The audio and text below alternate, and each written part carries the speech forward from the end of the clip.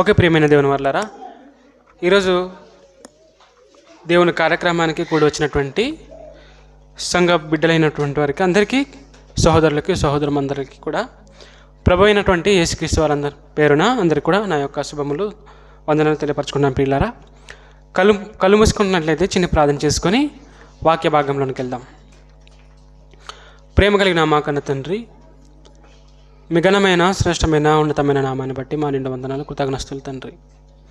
ఎదుగునైనా మీ ప్రేమ చేత కృపచేతనైనా ఈ దినం వరకు మమ్మలను బ్రతికించి ఊపిరిని, ఆయుస్సును, ఆయువును, ఆరోగ్యాన్ని, ఆహారాన్ని ఉచితంగా మాకు దయచేసిన విధానాన్ని బట్టి మీకు వందనాలు తండ్రి. ఎదుగోనైనా తండ్రి, ఈరోజు బ్రతికి ఉన్న మేము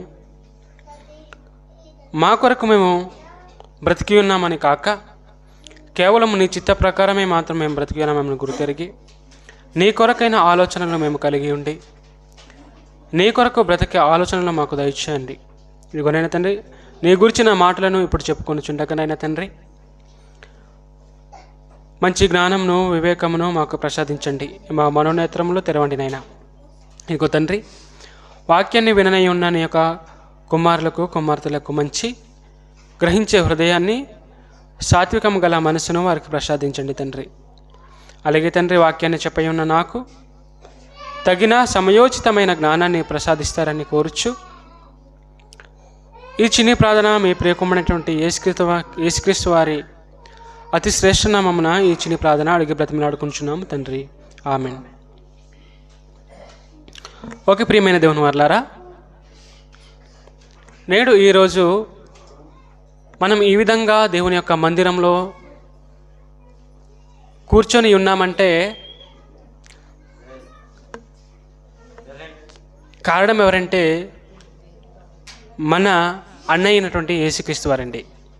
నిజంగా మనం ఒక మాటలు చెప్పుకోవాలంటే, మనం ఒక మాటలు చెప్పాలంటే అదృష్టవంతులమని చెప్పుకోవాలి. ప్రియమైన దేవుని వారలారా, మనమందరం కూడా ఇలా కూర్చోవడానికి, ఇలా కూర్చొని దేవుని వాక్యాన్ని వింటూ, దేవుని స్తుతిస్తూ, దేవుని పాటలు పాడుతూ, దేవుని కూర్చున్నటువంటి సంగతులను మనం ఆలోచిస్తున్నామంటే కారణం ఎవరో తెలుసా? మన యేసుక్రీస్తు వారు.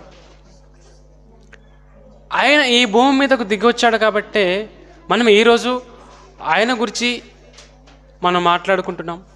ఆయన మన తండ్రి గురించి తెలిపాడు కాబట్టే మనం వాక్యం గురించి మనం ఆలోచిస్తున్నాం. ప్రేమైన వాళ్ళారా, మరి ఈ సంఘముల గురించి ఇలా మనం కొన్ని కుటుంబాలుగా ఒక సంఘముగా కూడుకొని ఉన్నామంటే,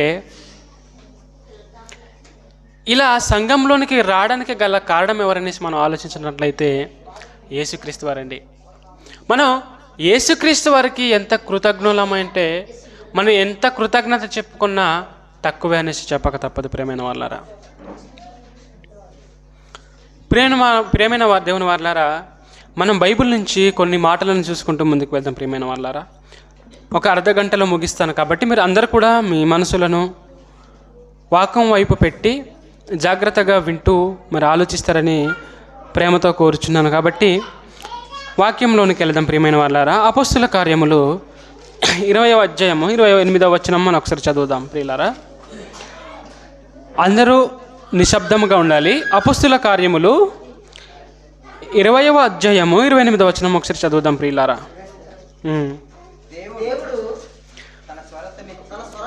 దేవుడు తన స్వరక్తమిచ్చి సంపాదించిన తన సంఘమును కాయుటకు పరిశుద్ధాత్మ మిమ్మును దేనియందు అధ్యక్షులనుగా ఉంచెనో ఆ యావత్తు మందను గూర్చియు మీ మట్టుకు మిమ్మును గూర్చియు జాగ్రత్తగా ఉండుడి. చాలండి. ప్రియమైన దేవుని వారలారా, ఈరోజు మనమందరం కూడా మన కుటుంబాలు ఏవైతే మనం ఉన్నాయో, ఈ కుటుంబాలందరూ కూడా మనం నేడు దేవుని మందిరానికి, దేవుని సంఘానికి వస్తున్నామంటే కారణం ఎవరో తెలుసా? యేసుక్రీస్తు వారండి. యేసుక్రీస్తు వారు ఏమంటారు చూడండి, మరొక్కసారి చూడండి. దేవుడు తన స్వరక్తమిచ్చి సంపాదించిన తన సంఘము అంటున్నాడండి. మనం ఈరోజు మనం అనుకోవచ్చు, మనంతటా మనమే మన ఆలోచనల ప్రకారమే మనము దేవుని యొక్క మందిరానికి లేదా ఈ చర్చికి వస్తున్నామని మనం అనుకోవచ్చు. కానీ మనం ఇలా దేవుని మందిరానికి రావడానికి కారణం, దేవుని సంఘానికి రావడానికి గల కారణం ఎవరంటే యేసుక్రీస్తు వారండి. దేవుడు తన స్వరక్తం ఇచ్చి సంపాదించిన తన సంఘము అంటున్నాడండి. ఎలా సంపాదించాడంటే మనల్ని ఎలా సంపాదించుకున్నాడండి? ఎలా సంపాదించుకున్నాడట? తన స్వరక్తం ఇచ్చి, తన స్వంత రక్తాన్ని ఇచ్చి మనలను సంపాదించుకున్నాడంట. అవునండి, మనం అంటుంటాం కదా కొన్నిసార్లు, నా చెమట కార్చి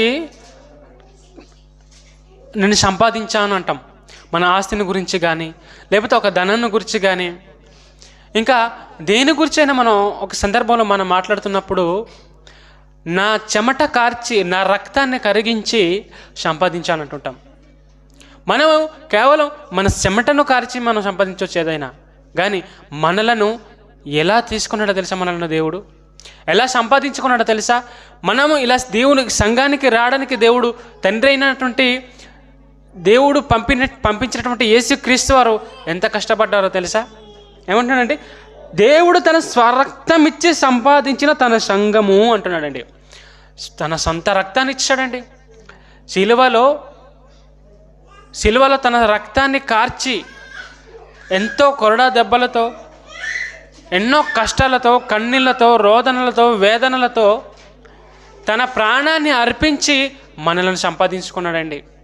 మరి ఇలా దేవుడు తన సొంత రక్తంతో సంపాదించుకున్నటువంటి మనము ఎంత జాగ్రత్తగా ఉండాలో ఎలా దేవుని సంఘానికి వచ్చినటువంటి మనము,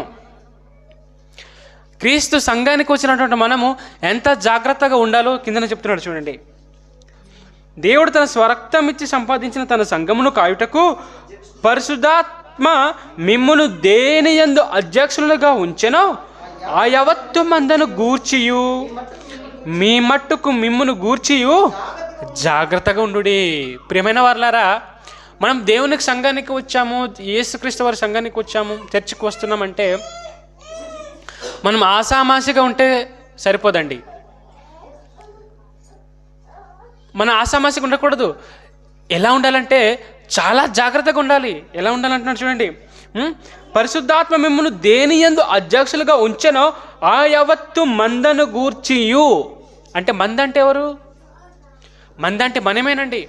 యేసుక్రీస్తు సంపాదించినటువంటి సంఘములో, యేసుక్రీస్తు వారు కట్టినటువంటి ఈ సంఘములో మందగా ఎవరైతే మనం ఉన్నామో ఆ మందను గురించి మనము చాలా జాగ్రత్తగా ఉండాలట. ఎవరైతే అధ్యక్షులుగా మనం ఉన్నామో, అధ్యక్షులైన వారు కానీ, సంఘంలో ఉన్నవారు కానీ, సంఘంలో మందగా ఉన్నవారు కానీ, సంఘంలో సభ్యులుగా ఉన్నవారు కానీ, మనమందరం కూడా చాలా జాగ్రత్తగా ఉండాలట. మీ మట్టుకు మిమ్మును గూర్చియు జాగ్రత్తగా ఉండుడి. మీ మట్టుకు మీరు, మీ ప్రవర్తన ఎలా ఉంది, నేను సంఘంలో ఎలా ఉన్నాను, సంఘంతో ఎలా ప్రవర్తిస్తున్నాను, సంఘము బయట వ్యక్తులతో నేను ఎలా ప్రవర్తిస్తున్నాను అని చెప్పేసి మనం ఎంత జాగ్రత్తగా ఉండాలంటే చాలా జాగ్రత్త కలిగి ఉండాలండి. నేనేదో సంఘానికి వస్తున్నాను, ప్రార్థనకి వెళ్తున్నాను, ప్రార్థన చూసుకుంటున్నాను, కేవలం ఆదివారం వెళ్తున్నాను, ఆదివారం వెళ్తే సరిపోతుందని అనుకోవచ్చు. కానీ మన ప్రవర్తన విషయంలో దేవుని మందిరానికి వచ్చినప్పుడు, బయట ఉన్నప్పుడు కూడా, అన్ని సందర్భాల్లో కూడా మన ప్రవర్తన పట్ల, ఇరుగు పొరుగు వారితో మనం మాట్లాడే విధానం పట్ల, అన్ని విషయాల్లో కూడా మనం చాలా జాగ్రత్తగా ఉండాలి. ఎందుకంటే మనం ఇలా రావడానికి కారణం ఆసామాసిగా మనం రాలేదు. దేవుడు తన రక్తాన్ని, యేసుక్రీస్తు వారు తన రక్తాన్ని కార్చి, తన రక్తము ద్వారా మనల్ని కొన్నాడండి. తన ప్రాణాన్ని పెట్టి మనల్ని కొన్నాడు. అంటే అది ఊరికే రాదు కదా. అవునండి, మన డబ్బులు ఊరికే ఇష్టం వచ్చినట్టు ఖర్చు పెట్టేస్తామండి. మనం సంపాదించిన డబ్బుల్ని ఇష్టానుసారంగా మనం ఖర్చు పెడతామా? ఖర్చు పెట్టమండి. ఏమన్నా నన్ను కష్టపడి, నా చెమట కార్చి నేను సంపాదించాను కాబట్టి దీన్ని జాగ్రత్తగా ఖర్చు పెట్టుకోవాలి, దాచుకోవాలి అంటున్నాం. అవునండి, ఒక వ్యక్తి అంటాడు, ఏమంటాడండి, మీరు యాడ్స్లో చూసి ఉంటారు, డబ్బులు ఊరికే ఎవరికి రావు అంటాడు. అంటే డబ్బులే ఊరికే రాకపోతే వాటినే మనం ఈ భూమి మీద కొరకు మాత్రమే ఉపయోగించి ఆ డబ్బునే మనం ఎంత జాగ్రత్తగా ఖర్చు పెట్టుకొని దాచుకొని పొదుపుగా ఖర్చు పెడతాం. అలాంటిది జాగ్రత్తగా దాన్ని చూసుకుంటాం. అలాంటిది దేవుని సంఘమైనటువంటి మనము, దేవుడు చెమట కార్చలేదు, చెమట కార్చి సంపాదించలేదు, తన రక్తాన్నే కార్చి తన ప్రాణాన్ని త్యాగంగా ఇచ్చి మనల్ని సంపాదించుకున్నాడండి. సంపాదించుకున్న మనం ఎంత జాగ్రత్తగా ఉండాలి ప్రియమైన వాళ్ళారా. కాబట్టి సంఘంలో మనమందరం కూడా మన ప్రవర్తన యందు, మాటల యందు, నడవడిక యందు చాలా జాగ్రత్తగా ఉండాలని చెప్తున్నాడండి ప్రియమైన వాళ్ళారా. ఇంకో మాట చూద్దామండి ప్రియమైన వాళ్ళారా. మనం సంఘంలో చాలా జాగ్రత్తగా ఉండాలి ప్రియమైన వాళ్ళారా. ప్రకటన గ్రంథము 5వ అధ్యాయము 10వ వచనం ఒకసారి చదువుదాం ప్రియులారా. ప్రకటన గ్రంథము 5వ అధ్యాయము 10వ వచనం చదువుదాం ప్రియులారా. ప్రకటన గ్రంథము 5వ అధ్యాయము 10వ వచనం అందరూ చూడాలా, బైబిల్ తీయాలి. నీవు ఆ గ్రంథమును తీసుకొని దాని ముద్రలను విప్పుటకు యోగ్యుడవు, నీవు వధింపబడిన వాడవై నీ రక్తమిచ్చి ప్రతి వంశములోను, ఆయా భాషలో మాట్లాడు వారిలోను, ప్రతి ప్రజలోను, ప్రతి జనములోను దేవుని కొరకు మనుషులను నువ్వు కొని మా దేవునికి వారిని ఒక రాజ్యముగాను యాజకులుగాను చేసితివి. చాలండి. చూడండి ప్రియమైన వాళ్ళారా, యేసుక్రీస్తు ఎలా కొన్నారంట చూడండి. నీవు వధింపబడిన వాడవై. వధింపబడడం అంటే ఏంటండి? వధింపబడడం అంటే ఏంటి? ఒక మేకను వధిస్తారు, ఒక గొర్రెను వధిస్తారు, ఒక కోడెను వధిస్తారు. అంటే దాన్ని చంపుతారు, దాన్ని నరుకుతారు, దాని రక్తాన్ని కారుస్తారు. అంటే ఏంటి? వధించడం, చంపడం, దాన్ని బలి ఇవ్వడం. ప్రియమైన వాళ్ళారా, యేసుక్రీస్తు ఆ విధంగా ఒక మేకను మనం ఎంత భయంకరంగా కోస్తామో, ఎంత భయంకరంగా మనం వధిస్తామో మనం చూస్తుంటాం ప్రియమైన వాళ్ళారా. అందుకే దేవుడు ఏమని చెప్తున్నా చూడండి. నీవు వధింపబడిన వాడవై నీ రక్తమిచ్చి ప్రతి వంశాలు, ఈ భూమి మీద చాలా వంశాలు ఉన్నాయండి, చాలా వంశాలు ఉన్నాయి. ప్రతి వంశంలోనూ ఆయా భాషలు మాట్లాడు వారిలోను. ఈ భూమి మీద ఎన్ని భాషలు మాట్లాడేవారు దేవుని నమ్ముకోలేదు చెప్పండి? ఓన్లీ కుయి వాళ్ళు నమ్ముకున్నారా దేవుణ్ణి? కయి వాళ్ళు నమ్ముకోలేదా?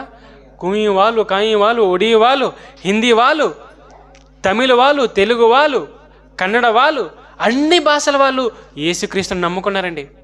నమ్ముకున్నారంటే కారణం ఏమంటున్నాడు అండి? నీవు వధింపబడినవై నీ రక్తమిచ్చి ప్రతి వంశములోను, ఆయా భాషలు మాట్లాడేవారిలోను, ప్రతి ప్రజలను, ప్రతి జనములోను దేవుని కొరకు నువ్వు మనుషులను కొన్నావు అంటున్నాడండి. అంటే నేను మన ఊరికే రాలేదండి. కుయి వాడవైనా, కాయి వాడవైనా, ఒడి వాడవైనా, హిందీ వాడైనా, ఇంగ్లీష్ వాడవైనా నువ్వు దేవుని నమ్ముకున్నావంటే, దేవుని సంఘానికి నువ్వు వస్తున్నావంటే నీ అంతటి నువ్వు రాలేదు. నిన్ను ఎవరు కొన్నారో తెలుసా? మనల్ని ఎవరు కొన్నారో తెలుసా? యేసుక్రీస్తు వారు స్వయాన తన రక్తాన్ని అర్పించి, తన రక్తాన్ని ఇచ్చి, తన ప్రాణాన్ని ఇచ్చి మనలను దేవుని కొరకు కొన్నాడట. ప్రియమైన వాళ్ళారా, దేవుని కొరకు మనల్ని కొన్నాడట. దేనికోసం తెలుసా? మనం దేవుని కొరకు బ్రతకాలి, ఆయన ఇష్టానుసారంగా మనం బ్రతకాలి. మనకు నచ్చినట్టు కాదు, మన ఇష్టాను కోసం కాదు, ఈ భూమి మీద కోసం కాదు, దేవుని కొరకు ఈ భూమి మీద మనము యేసుక్రీస్తు వల్లే ఒక అర్పణగా మనం బ్రతకాలని దేవుని కొరకు మనుషులను కొని మా దేవునికి వారిని ఒక రాజ్యముగాను యాజకులుగాను చేసితివి. ప్రియమైన దేవుని వాళ్ళారా, దేవుడు మనకు ఒక రాజ్యముగా చేశాడు. 142 లోపలికి రండి. ప్రియమైన దేవుని వాళ్ళారా, ఒక రాజ్యముగాను యాజకులను మనం చేశాడండి. ప్రియమైన వాళ్ళారా, అంటే మనం ఎవరో తెలుసా? మనం ఎవరో తెలుసా? దేవుని రాజ్యం. క్రీస్తును నమ్ముకున్న క్రైస్తవులు ఎందరైతే ఈ భూమి మీద ఉన్నారో వారందరూ కూడా దేవుని రాజ్యం, దేవుని యాజకులము. దేవుని యాజకులమైనటువంటి మనము ఎంత జాగ్రత్తగా ఉండాలండి? చాలా జాగ్రత్తగా ఉండాలని చెప్తున్నాడు. మిమ్మును మీరు జాగ్రత్తగా ఉండుటకు చూచుకొనుడి. ప్రియమైన వాళ్ళారా, క్రైస్తవులుగా పిలువబడుతున్నటువంటి మనము చాలా జాగ్రత్తగా ఉండాలండి. దేవుని సంఘంలో ఉన్నటువంటి మనమందరం కూడా చాలా జాగ్రత్తగా మనం ఉండాలి. ఇంకో మాట చూద్దామండి ప్రియమైన వాళ్ళారా. అపొస్తలుల కార్యములు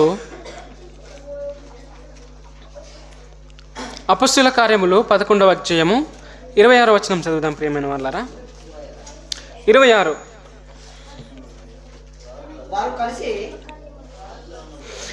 వారు కలిసి ఒక సంవత్సరమంతయు సంఘములో ఉండి బహుజనులకు వాక్యములను బోధించిరి. మొట్టమొదట అంతియొకయలో శిష్యులు క్రైస్తవులనబడిరి. చాలండి. ప్రియమైన దేవుని వారలారా, నేడు క్రీస్తు సంఘములోనికి పిలువబడినటువంటి, క్రీస్తు సంఘంలోనికి వచ్చిన వారైన మనమందరూ కూడా క్రైస్తవులుగా పిలువబడుతున్నామా? అసలు క్రైస్తవులుగా పిలువబడాలి అంటే మనం ఎలా ఉండాలి? నిజంగా మనం క్రైస్తవులుగా పిలువబడుతున్నామా? ఒక సంఘం గురించి మనం చెప్తున్నానండి. చూడండి, ఒక శిష్యులను గురించి దేవుడు చెప్తున్నాడు. ఎవరంటే వారు కలిసి ఒక సంవత్సరమంతయు సంఘంలో ఉండి, మనలాగా ఒక సంఘంలో ఉన్నవారు శిష్యులు వారు కలిసి ఒక సంవత్సరమంతయు సంఘంలో ఉండి ఏం చేశారట? బహుజనులకు వాక్యాన్ని బోధించారు. మొట్టమొదట అంతియొకయలో శిష్యులు క్రైస్తవులనబడిరి. అంతియొకయలో ఉన్నటువంటి సంఘములో ఆ యేసుక్రీస్తు వారి శిష్యులు ఎవరైతే ఉన్నారో వాళ్ళు ఒక సంవత్సరమంతా వాక్యాన్ని ప్రకటించారంట. ప్రకటించి వారు నిజమైన క్రైస్తవులురా అనిపించుకున్నారంట. ప్రియమైన దేవుని వారలారా, క్రైస్తవులుగా పిలువబడుతున్న మనము, క్రైస్తవుడు అంటే ఎవరో తెలుసా? క్రైస్తవుడు అంటే క్రీస్తుని ధరించుకున్నవాడు, క్రీస్తును పోలి నడిచేవాడు. క్రీస్తు ఎలాగైతే నడిచాడో తన బ్రతుకు జీవితంలో, ఆ విధంగా తన బ్రతుకును కూడా మార్చుకొనగలిగిన వాడు క్రైస్తవుడు. అంటే క్రీస్తు యొక్క శిష్యులు అనబడినవారు. అంటే ఎవరైతే క్రీస్తును పోలి నడుచుకుంటాడో, దేవుని వాక్య ప్రకారం యేసుక్రీస్తు ఏ విధంగా అయితే నడుచుకున్నాడో, ఎవరైతే ఆ విధంగా నడుచుకుంటాడో వారిని క్రైస్తవుడు అంటాడండి. అవునండి. మరి మనం క్రైస్తవులుగా యేసుక్రీస్తు వారిని నమ్మినంత మాత్రం మనం క్రైస్తవులు అనబడతామా? మీకు ఒక ఎగ్జాంపుల్ చెప్తానండి.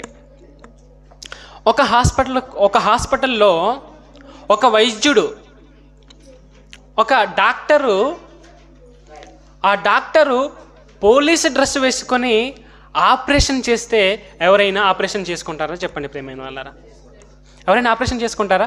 ఒక డాక్టరే పోలీసు డ్రెస్ వేసుకొని హాస్పిటల్లో ఆపరేషన్ చేస్తే, లేకపోతే ఇంజక్షన్ వేస్తే ఎవడైనా ఇంజక్షన్ వేసుకుంటాడో? చెప్పండి ప్రియమైన వాళ్ళారా, ఎవడైనా వేసుకుంటాడండి? ఎవరు వేసుకోరు. ఏంటి నువ్వు పోలీసు, నువ్వు ఎలా ఇంజక్షన్ వేస్తున్నావు? లేదా నువ్వు పోలీసు పోయి నువ్వు ఎలా ఆపరేషన్ చేస్తావని అడుగుతారు. అవునండి. అంటే కేవలం ఒక డాక్టర్కే కేవలం ఆ డ్రెస్సును చూసి నువ్వు పోలీసు అని ఇంజక్షన్ వేసుకోరు. మరి ఒక డాక్టర్ అంటే ఎలా ఉండాలి? డాక్టర్కి కొన్ని లక్షణాలు ఉంటాయి. అవునండి. ఎలాంటి డాక్టర్ అంటే ఎలా ఉండాలి? ఎలాంటి కోట్ వేసుకోవాలి? బ్లాక్ సూట్ వేసుకోవాలా? బ్లాక్ కోట్ వేసుకోవాలా? లేకపోతే కాకి డ్రెస్ వేసుకోవాలా? ఒక డాక్టర్ అయితే ఆ డాక్టర్కి కొన్ని లక్షణాలు ఉంటాయి. డాక్టర్ ఏం వేసుకోవాలి? ఒక వైట్ సూట్ వేసుకోవాలి, ఒక మెడ మీద ఒక స్టెథోస్కోప్ వేసుకోవాలి. స్టెథోస్కోప్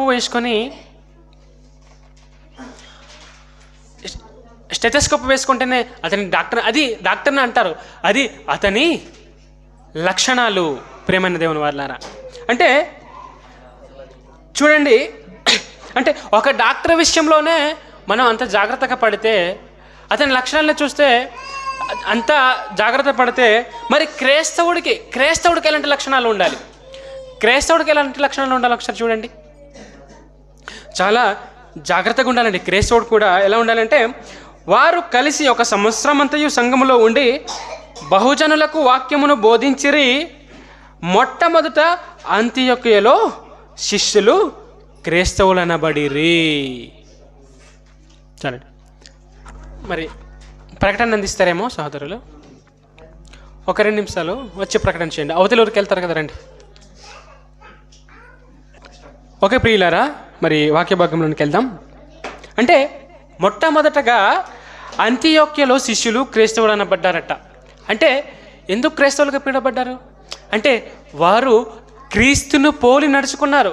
యేసుక్రీస్తు వారు ఏ విధంగా అయితే ఈ భూమి మీదకి వచ్చి బ్రతికారో, యేసుక్రీస్తును అనుసరించి తమ లక్షణాలలో, తమ ప్రవర్తనలో క్రీస్తును చూపించారు కాబట్టి వాళ్ళు క్రైస్తవులని పిలువబడ్డారండి. మరి మనం క్రైస్తవులుగా పిలువబడుతున్నటువంటి మనం నిజంగా మన బ్రతుకు జీవితంలో, మన బ్రతుకులో నిజంగా క్రైస్తవులుగా, ఇదిగో అంతియొక్కలోని శిష్యులలాగా మనం క్రైస్తవులుగా పిలువబడుతున్నామా? చెప్పండి ప్రియమైన వాళ్ళారా. క్రైస్తవులుగా నిజంగా జీవిస్తున్నామా? ఒకసారి ఆలోచించండి. ఎవరైనా పిలువబడుతున్నామండి? ఎవరు పిలువబడట్లేదు. నిజమైన క్రైస్తవులుగా మనం పిలువబడట్లేదు. మనం మందిరానికి వచ్చినంత మాత్రాన నిజమైన క్రైస్తవులం కాదు. ఎందుకంటే మన బ్రతుకు జీవితంలో క్రీస్తు ఉండాలి. మనం నిజంగా క్రైస్తవుడు అనబడాలంటే మన బ్రతుకు జీవితంలో కూడా క్రైస్తవుడు అనబడాలి. మీకు ఒక విషయం చెప్పమంటారా? నిజంగా మనం యేసుక్రీస్తుని మనం ఒప్పుకోవడానికి కూడా మనం భయపడతామండి. మీకు ఒక నిజం చెప్పమంటారా? నిజంగా మన క్రైస్తవుడుగా ఒప్పుకోవడానికే భయపడతాం. ఎందుకంటే ఈ భూమి మీద కొరకు మనం నిజంగా క్రైస్తవుడుగా ఒప్పుకుంటే నాకు ప్రభుత్వం ఇచ్చే ఆ పథకాలు, రైస్, బియ్యం, పెన్షన్ పోతుందని క్రైస్తవుడికి మనం ఒప్పుకోము. మనం ఏమైనా కేస్ట్ సర్టిఫికేట్లు ఏమైనా రాయిస్తామండి? మనం అప్లై చేస్తున్నాం కదా, ఇన్కమ్ కేస్ట్లో మనం రాయిస్తుంటాం. ఏమంటే హిందువు, క్రిస్టియన్ ఎవడు రాయించాడండి. మన క్రీస్తుని నమ్మిన మనం కూడా క్రిస్టియన్ అని రాయించాం, భయపడతాం. అంటే చూడండి, నిజంగా మన బ్రతుకు జీవితంలో నిజంగా మనం క్రైస్తవుని నమ్ముకున్నాం, కానీ నిజంగా క్రైస్తవులుగా పిలవబడట్లేదండి. కానీ మనలాగా కాదు. మనలాగా ఈ భూమి మీద కోసం కేవలం ప్రభుత్వం ఇచ్చే పథకాల కోసం ఆశపడి మనం దేవుణ్ణి పిలవడానికి మొహమాట పడటం లేదు. దేవుడికి నమ్ముకున్నానని చెప్పుకోవడానికి మనం వెనకబడుతున్నాం. కానీ అంతియోక్యలోని శిష్యులు అంటే అలాంటి వారు కాదు. ఏం చేశారు?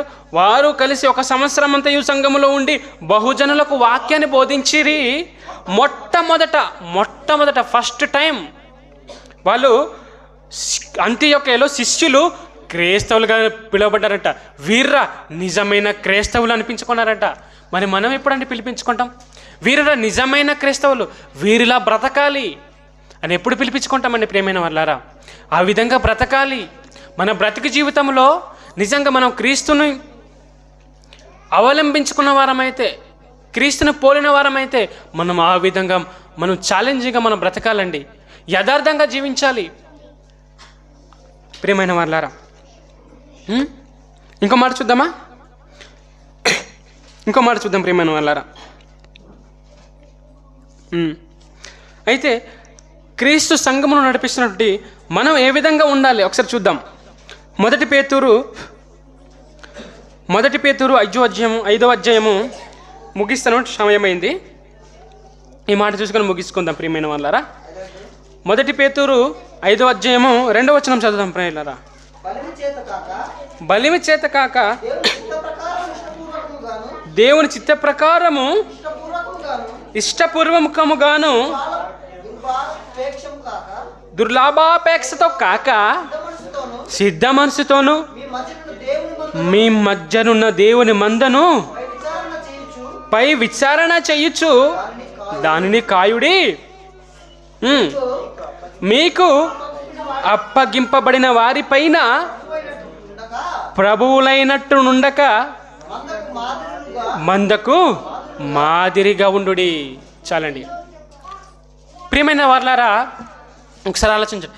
సంఘాలను నడిపిస్తున్నటువంటి ఎవరైతే సేవకులైనటువంటి ఉన్నారో, అధ్యక్షులుగా నడిపిస్తున్నటువంటి వారు ఎవరైతే ఉన్నారో నేటి క్రైస్తవ సమాజంలో వారందరూ కూడా ఎలా ఉండాలంటే చెప్తున్నాడండి, జాగ్రత్తగా వినాలి. చివరికి ఒక ముగిస్తాను. బలిమి చేత కాక దేవుని చిత్త ప్రకారము ఇష్టపూర్వకముగా, ఏదో నన్ను నిలబెట్టారు కాబట్టి, నేను సేవకుణ్ణి కాబట్టి, నేను ఏదో విధంగా సంఘాన్ని నడిపించాలి కాబట్టి అని కాకుండా, బలవంతంగా కాకుండా నువ్వు ఎలా ఉండాలట? బలిమి చేత కాక దేవుని చిత్త ప్రకారము ఇష్టపూర్వంగా, నీకు ఇష్టమైతేనే నిజంగా నేను సంఘాన్ని నడిపించగలను, సంఘాన్ని దేవుని మార్గంలో నడిపిస్తాను అని నీ మనసు పూర్తిగా నువ్వు ఏం చేయాలట? బలిమి చేత కాక దేవుని చిత్త ప్రకారము ఇష్టపూర్వకముగాను, దుర్లాభాపేక్షతో కాక, దుర్లాభము అంటే నేను ఏదో లాభాన్ని ఆశించి, నేను ధనాన్ని ఆశించి, దుర్లాభాపేక్షతో కాక సిద్ధ మనసుతో నువ్వు నిజంగా దేవునికి సేవ చేయాలనుకుంటున్నావా? సంఘాన్ని దేవుడు నడిపించాలనుకుంటున్నావా? అటువంటి మనసు నీలో నిజంగా ఉంటేనే నువ్వు నడిపించాలి. సిద్ధ మనసుతోనూ మీ మధ్య ఉన్న దేవుని మందను పై విచారణ చేయొచ్చు దానిని కాయుడి. అంటే సంఘంలో నువ్వు జాగ్రత్తగా కాయాలట. జాగ్రత్తగా అంటే ఎలా అంట? పై విచారణ చేయొచ్చు కాయాలి. పై విచారణ అంటే ఏంటండి? పై విచారణ చేయాలి. సంఘంలో ఉన్నటువంటి మంది ఎవరైతే ఉన్నారో, సంఘంలో శిష్యులుగా కలిగి, సంఘ బిడ్డలుగా కలిగి ఎవరైతే ఉన్నారో వారిని గురించి పై విచారణ చేయాలి. పై విచారణ అంటే ఏంటి?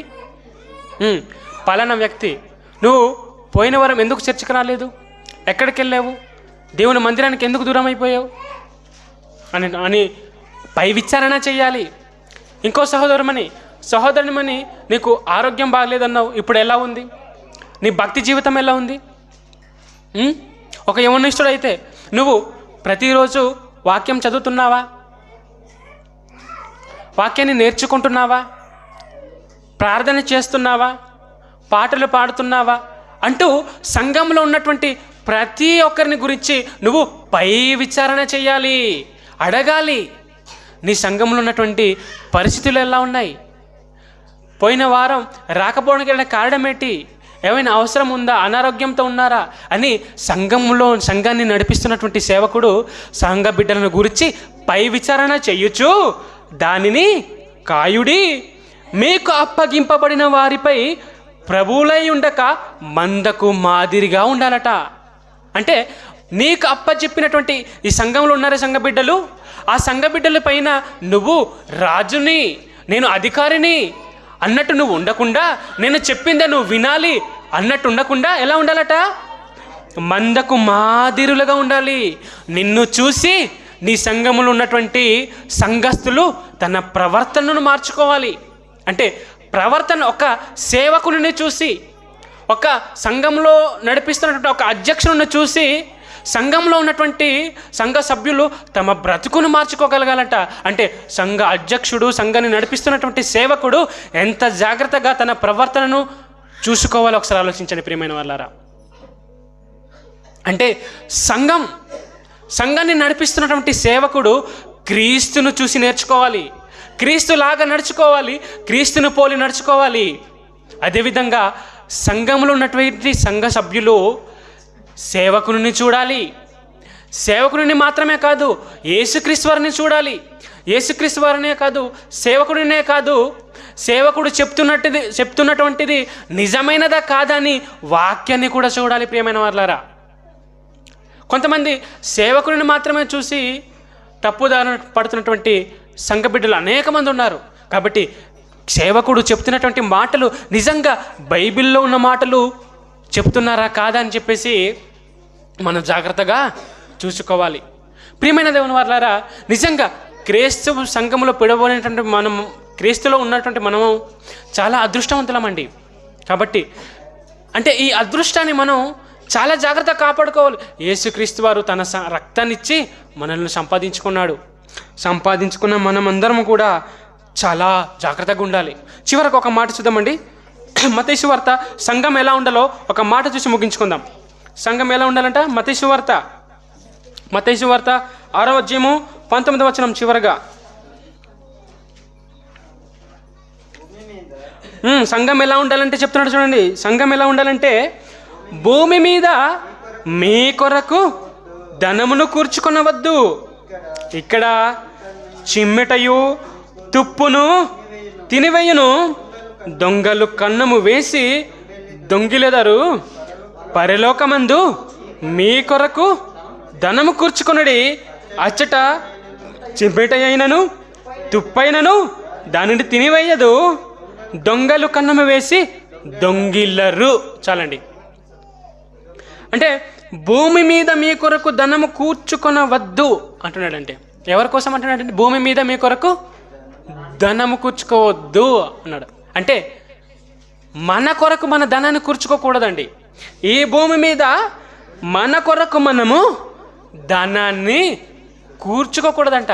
కానీ మరి ఎవరి కొరకు మనం ఖర్చు పెట్టవచ్చు అంటున్నాడు? దేవుని కొరకు మనం ధనాన్ని ఎంతైనా ఖర్చు పెట్టవచ్చు. భూమి మీద మీ కొరకు ధనమును కూర్చుకొనవద్దు అన్నాడా? ధనాన్ని సంపాదించుకోవద్దు అన్నాడా? ధనాన్ని సంపాదించుకోవచ్చు అంటే దేవుని కొరకు మనం సంపాదించిన ధనాన్ని దేవుని కొరకు ఖర్చు పెట్టవచ్చు, కానీ కూర్చుకోకూడదు. మన కోసం మనం కూర్చుకోకూడదండి. అవునండి. మన కోసం మనం కూర్చుకుంటే అవి వాటిని ఏం చేస్తాయట? ఇక్కడ చిమ్మెటయు తుప్పును తినివేయును, దొంగలు కన్నము వేసి దొంగిలెదరు. కోర్చుకుంటే ఏమవుతుందట? తుప్పు తినేస్తుందట. మీరు ఒక న్యూస్లో ఒక సంఘటన చూసి ఉంటారు. ఒక వ్యక్తి, ఒక భిక్షగాడు, అడుక్కునే వ్యక్తి తన జీవితంలో అడుక్కొని కొన్ని కోట్లు కట్టెలు సంపాదించాడండి. సంపాదించి ఒక పెట్టెలో దాచిపెట్టాడండి. ఒక ట్రంక్ పెట్టెలో దాచిపెడితే ఆ ధనం సుమారు ఒక 10 లక్షలు 15 లక్షలు ఇల్లు కట్టుకుందామని దాచుకున్నాడట. ఆఖరికి ఏమైందో తెలుసా? ఆ 15 లక్షలు కూడా తుప్పు పట్టిపోయిందండి. అంటే దేవుడు అదే చెప్తున్నాడు, సంఘములో ఎవరైతే ఉన్నారో సంఘ బిడ్డలు, మీ కొరకు భూమి మీద మీ కొరకు ధనాన్ని కూర్చుకోవద్దు, కూడగట్టుకోకండి, దేవుని కోసం ఖర్చు పెట్టండి. ఇక్కడ చిమ్మటయు తుప్పును తినివేయును, దొంగలను కన్నం వేసి దొంగిలెదరు. పరలోకమందు మీ కొరకు ధనాన్ని కూర్చుకున్నది, అక్కట చిమ్మట అయినను తుప్పయ్యనను దానిని తినివేయదు, దొంగలు కన్నము వేసి దొంగిలరు. నీ ధనం ఎక్కడ నుండునో అక్కడ నీ హృదయం ఉంటుంది. నువ్వు దేవుని మర్చిపోతావు. నువ్వు ఈ భూమి మీద నువ్వు ధనాన్ని కూర్చుకుంటే ధనాన్ని సంపాదించదన్నదు. ధనాన్ని సంపాదించు కానీ దేవుని కొరకు ఖర్చు పెట్టు. దేవుని కొరకు ఖర్చు పెట్టి పరలోకంలో నువ్వు సంపాదించు ధనాన్ని. అంతేగాని నీ కొరకు నువ్వు ధనాన్ని సంపాదించుకుంటే నీ డబ్బు ఎక్కడ ఉంటుందో నీ మనసు కూడా అక్కడే ఉంటుంది. చివరికి దేవుణ్ణి మర్చిపోతావు, సంఘం నుంచి బయటకు వెళ్ళిపోతావు, నరకానికి జారిపోతావు. ప్రియమైన దేవుని వారలారా, కాబట్టి ఈ భూమి మీద దేవుని కూర్చుకోవద్దు. సంఘంలో ఉన్నటువంటి అందరూ కూడా ధనాన్ని సంపాదించుకోండి, కానీ దేవుని కొరకు ఖర్చు పెట్టి పరలోకంలో మీ ధనాన్ని దాచుకోవాలి. కాబట్టి ప్రియమైన వారలారా, సంఘంలో ఉన్న మనమందరం కూడా మన ప్రవర్తనను కాపాడుకుంటూ క్రీస్తుని పోలి నడుచుకుంటూ